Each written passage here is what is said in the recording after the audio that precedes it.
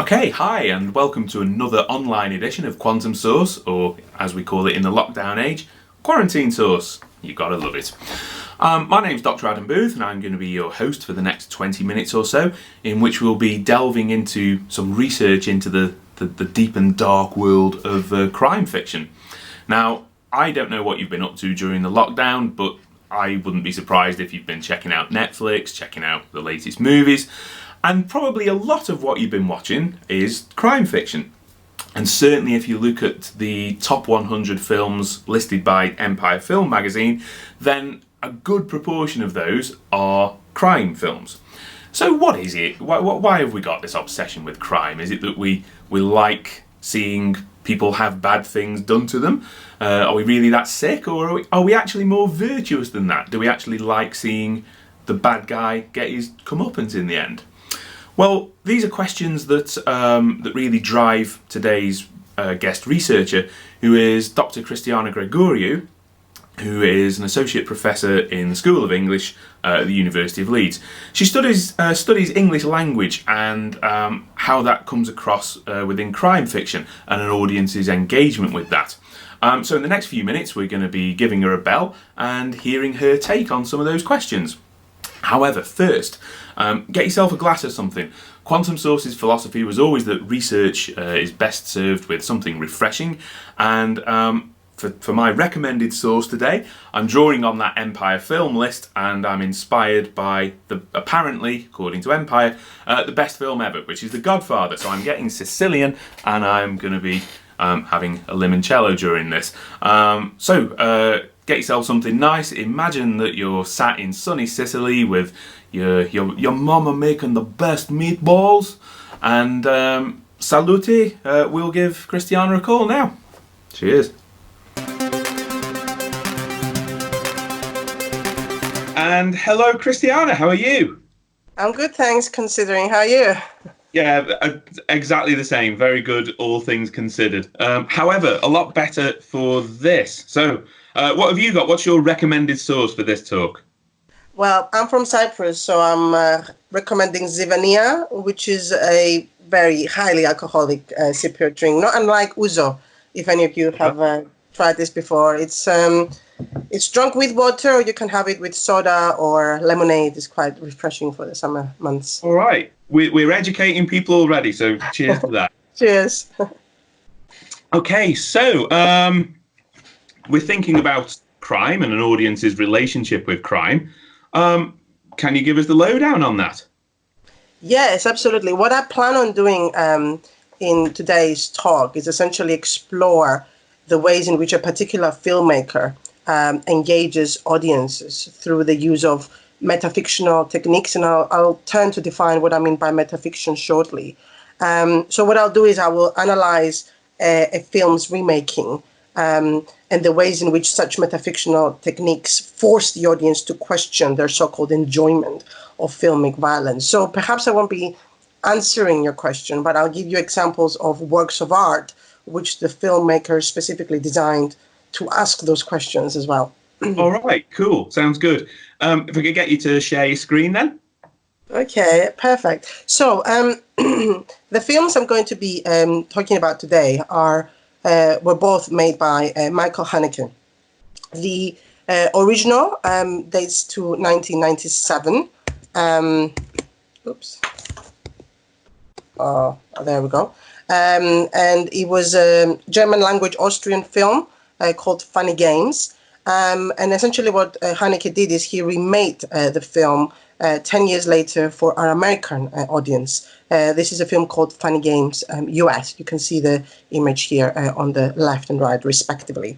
And both of these films essentially have a crime fictional storyline. They draw from the Family Under Siege cinematic genre. And essentially what the film does is center around a loving family, Anna and Georg, their young son, Georgie, and their family dog, a family whose lake house privacy is invaded by two adolescent men, Paul and Peter. You can see the American version of those two men on the right image here. These two men, they use the excuse of needing eggs in order to manipulate the family into unwittingly inviting them into their home, after which they viciously torture and ultimately kill all family members for no apparent reason. Due to the films being near identical, what I'll do today is I'll discuss their plot and structure all together. It's essentially the same sort of film, but I will draw my examples from the original 97 official DVD version of the film and its English subtitles before explaining the ways in which the remake actually problematized the original's premise. Though neither are considered blockbuster films commercially, both can be described as thought-provoking, as experimental, and destabilizing. As the original film's DVD blurb says, and I've got this quote on the slide, with characteristic mastery, Haneke turns the conventions of the thriller genre upside down and directly challenges the expectations of the audience, forcing viewers to question the complacency with which they receive images of casual violence in contemporary cinema. This is a film essentially about the portrayal of violence in the movies, and one in which Haneke, the creator, analyzes the work of art within the work of art. In other words, this crime film specifically questions the viewer's enjoyment and engagement with violence and the horror genre. And this particularly transpires when Haneke allows Paul specifically to break the filmic fourth wall. This is the imaginary boundary between the fictional world and its audience. And what he does in doing so is force us to question our own act of watching this particular fictional universe. And it's mostly for this reason that both films make incredibly uncomfortable viewing.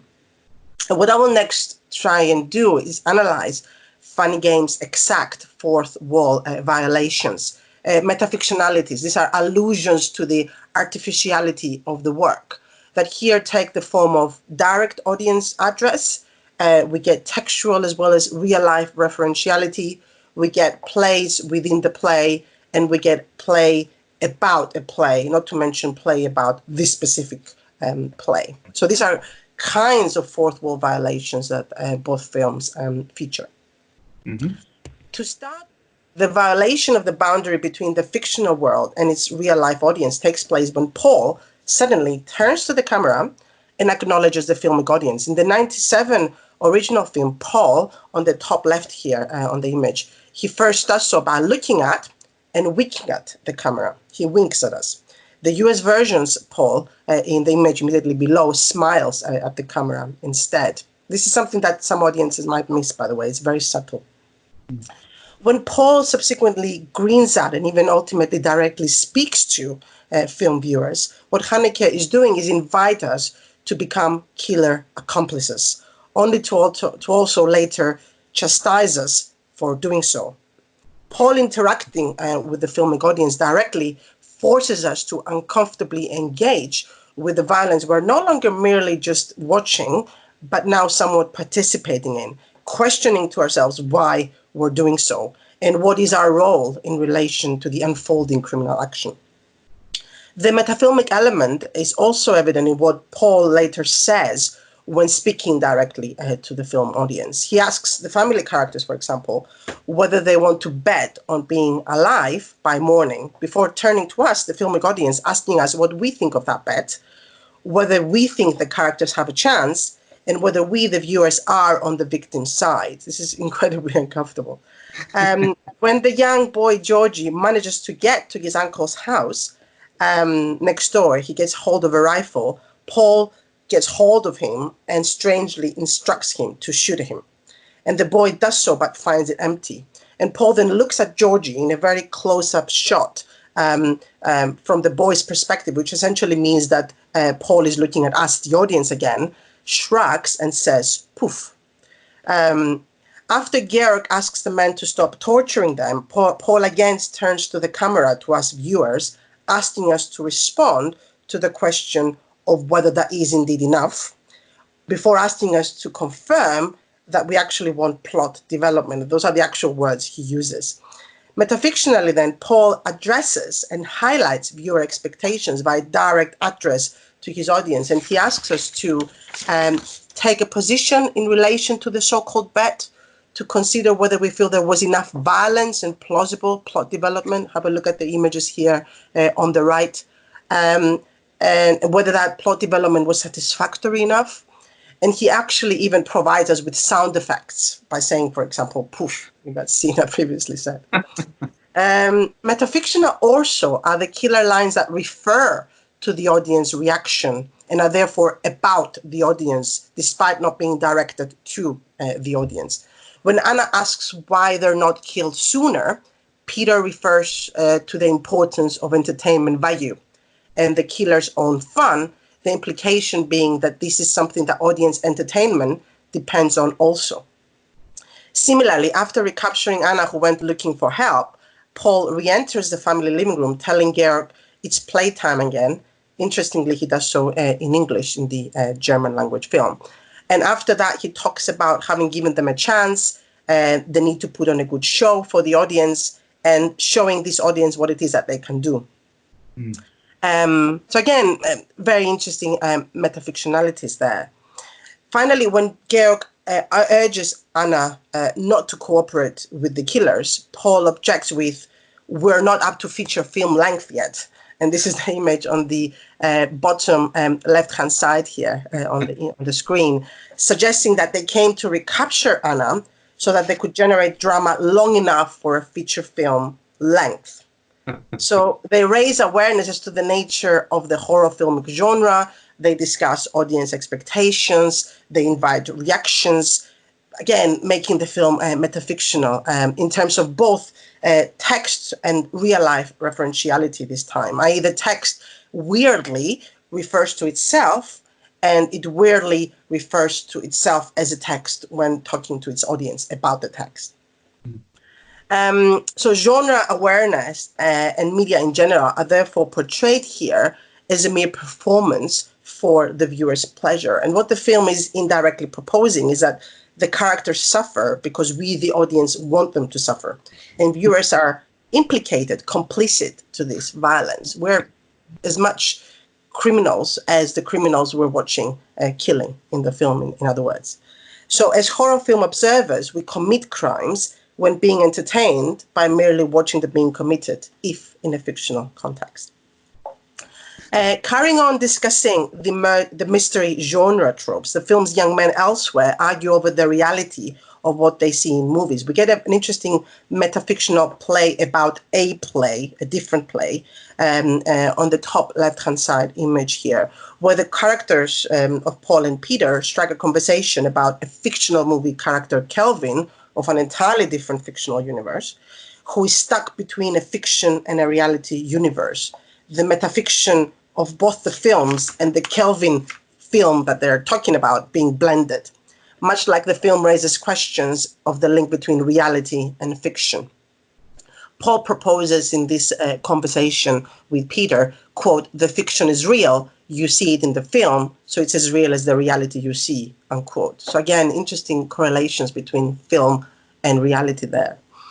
Another and more significant, perhaps, metafictionality is evident in the film's well-known rewind scene, at which point we don't just get a play about a play, a different play of a different fictional universe altogether, but we get a play about this specific play we're watching. And what we get essentially is a redo of a scene that we've just watched. And this is a scene that Haneke refers to as the culmination of his film's system, as a scene that again ruptures the filmic illusion. And what I'll do is I'll play the US version's replay scene next. One of you bites it first. But also, and I'm sure this is going to interest you even more, with which device, whether it's the fast and almost painless big gun, or the slow, drawn-out, "Look out!"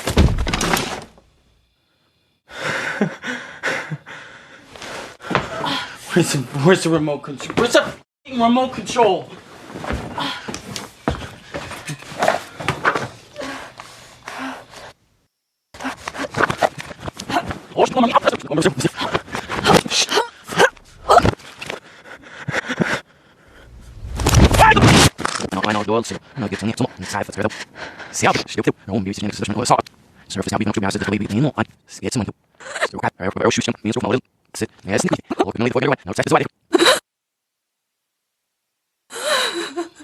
Okay, that was the test run. Now we're gonna go for the Olympic gold.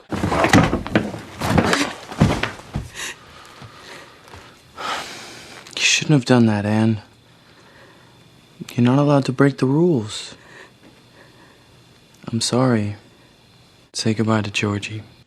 As you have seen by this very short clip, after Anna manages to get hold of the hunting rifle long enough to shoot Peter dead, and that's the top right and bottom left image here, Paul adopts creative agency, looks for the TV set remote control on the bottom right-hand image here, to literally rewind back to a few moments earlier, at which point Peter was alive. So this is a play about the play. Peter's actions being self-reflective in relation to the film's own fictional universe, rather than another universe altogether. Hence the use of play about the play as opposed to play about a play. Mm-hmm. So the scene gets reenacted with Paul's hindsight. And this time, Paul manages to get the rifle away from Anna and ensures that Peter stays alive, telling her that she's not allowed to break the rules and instead has failed. This could be like a reference to video game playing, perhaps. And interestingly, at the Cannes viewing of the original film, Haneke notes that the film caused a commotion partly because what the audience did when Anna first killed Peter was applaud, right? And the rewinding of that scene provokingly highlighted to them that they allowed themselves to be, in Haneke's terms, totally manipulated into applauding Peter's murder. So he's quoted to have hoped to shock filming spectators into leaving the movie theater as, quote, only psychopaths would watch it to its end from then on. That's what he said. So essentially, he shamed the audience who congratulated Anna's actions at that particular point.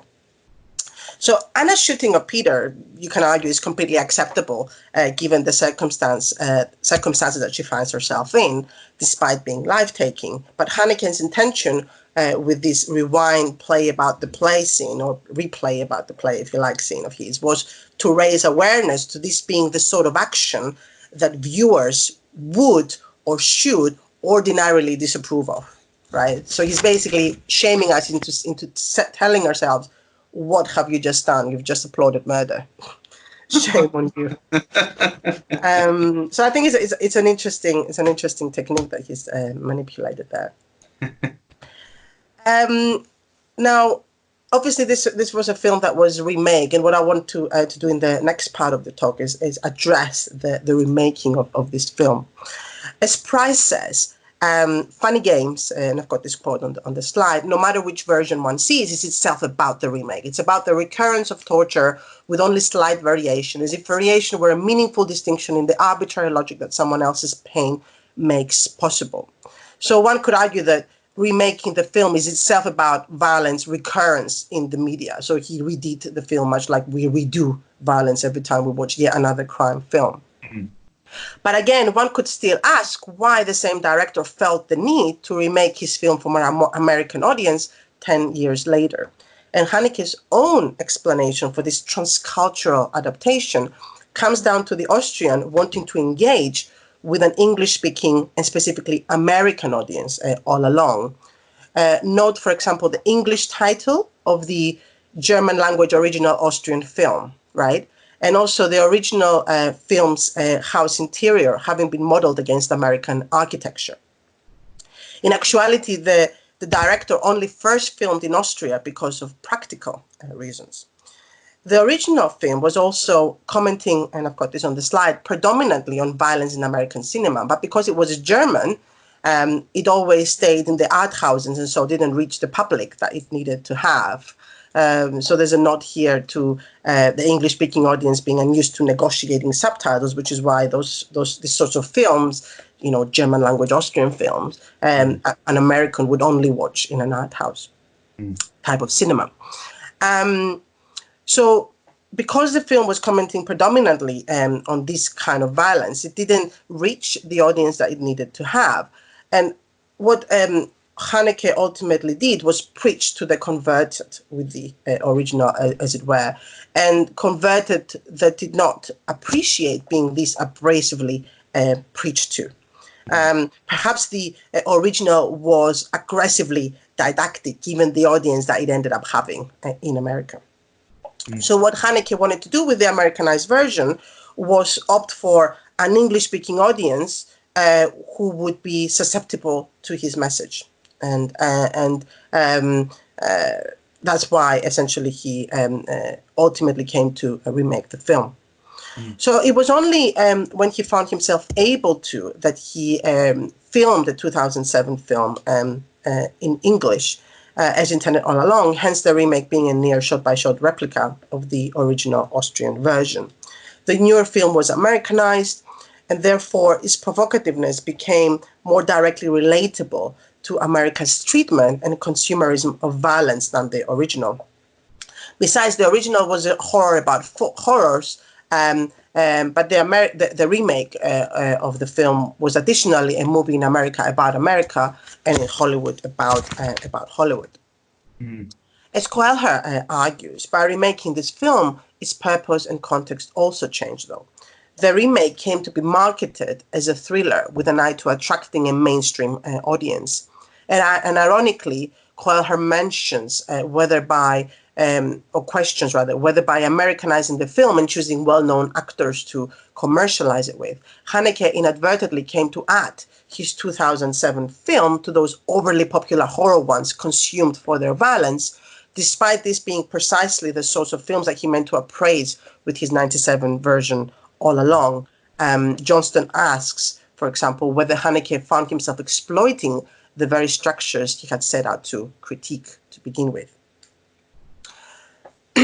Also, ironically, in explaining the remake's commercial failure, Grandman is tempted to agree with consumer comments that criticize the film for not being overtly violent enough. And others also pondered over whether the fourth wall violations contributed to the film's, the remake's commercial failure, because self-reflexivity does not work in the commercial genre, film genre. The commercial film genre, the same way it works in the art house version. For him, this device, this self-reflexivity metafictional device, only works for commercial films when it's meant to be funny. Think, for example, of films like Deadpool, where being addressed and it's humorous. It's very light-hearted effect that generates. So for Wheatley and others, in both film versions, we don't just get a first generation's self-reflexivity that just acknowledges the viewers as spectators. What we get is second generation reflexivity that additionally shames us into being or realizing ourselves to be voyeurs of what it is that we are watching. So we're enjoying the criminality, essentially, is what self-reflexivity at this level seems to be doing. And overall, one could argue that the remake perhaps ultimately reached the American audience that Haneke originally intended, but its commercialization as horror clashed with it being a critique of horrors, and its self-reflexivity came to alienate an audience that was only used to this feature being used non-aggressively and non-seriously, right? They were not used to this feature being used the way in which he intended it to be used. The fact that both films are so uneasily situated between art house and grindhouse might be the reason for their commercial and to some extent critical failure. Even more so, further to offering a shocking experience, Funny Games and its remake offer a contradictory shocking experience. These are cinematic thrillers specifically designed to critique cinematic thrillers, after all. The films force the audience into being immersed in the violence to the extent that that the audience is itself held accountable for its perverse desire to seek pleasure in violent cinema. And lastly, remaking Funny Games for an American audience generated misunderstandings, with the remake inadvertently challenging the original's very premise. Violence, the original seems to be suggesting, ought not to be enjoyed. And yet the remake appears to have been rejected precisely for not offering violence and therefore enjoyment. The remake's commercialization and marketing ultimately leading it to miss its own point, if you like. So perhaps we're talking about the worst films of all time, but I'm hoping I've managed to explain the extent and reasoning behind their failure. So what I'd like to do to end is invite you to consider watching one or both of these films and ask yourself, should you be watching violent films? What is your own interpretation of what it is that these films are doing? Both are available to view online on streaming platforms, by the way, which should be handy given the quarantine. I'm hoping to give you a longer version of this talk encompassing such things as the criminal character's excessive linguistic politeness, which too relates to the challenging of social norms, making us aware of these norms' artificial nature. So there's other metafictionalities that I could address in a longer version of this talk that I'm hoping to get to once Quantum Source returns to its original format. Until then... very welcome, Christiana. Thank you. Until then, stay safe and stay sane. And for the latter, I'm hoping that Zivania helps. Well, cheers. Thanks very much, Christiana. Can I get you to unshare your screen and we'll just have a chat? Okay, yeah, so thanks very much. It's really interesting, actually, because when you first showed me that that video clip, given the sort of the meta things going on in there, I kind of did find it more amusing than I did shocking, whereas actually it was supposed to shock, but it didn't shock. It was more like, ha, ha, ha, ha. And maybe that's exactly like at the heart of it. Yeah, I mean, as I mentioned during the talk, one of the problems, one of the issues that seems to explain the failure of the film is the fact that people didn't respond in the same way in which they were intended, because this metafictionality is usually taken to be humorous, but perhaps that's your experience of watching films of that kind. Well, yeah, exactly. And I mean, I think of things that seem to break the fourth wall as, you know, recently things like Fleabag, which is hilarious, Deadpool, which is like comedy violence. And yeah, it's just obviously preconditioned me in that sort of way. So it's that's really interesting. Thanks very much. So what I would say to anyone watching this, if you've got comments or questions or anything you want to talk to Christiana about, do post something on the Quantum Source Twitter feed. Christiana can see that. I can obviously facilitate if needs be. But I think with that, Christiana, we'll say thanks very much. And yeah, it's been really great talking to you. No problem. Thanks for having me. Cheers. Thanks very much. Bye. Bye now. Bye.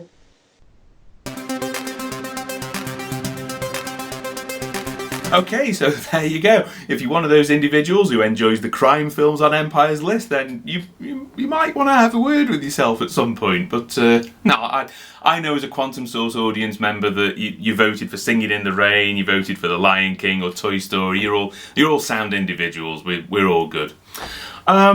So yeah, thanks very much for tuning in. We're going to be bringing you lots more stand-up science, awesome artistry throughout this whole lockdown period to keep you sane and educated. Just keep your eyes peeled on the Quantum Source Twitter and Instagram feeds. But until next time, I've been Adam Booth, this has been Quantum Source, and you've been awesome. Thanks very much.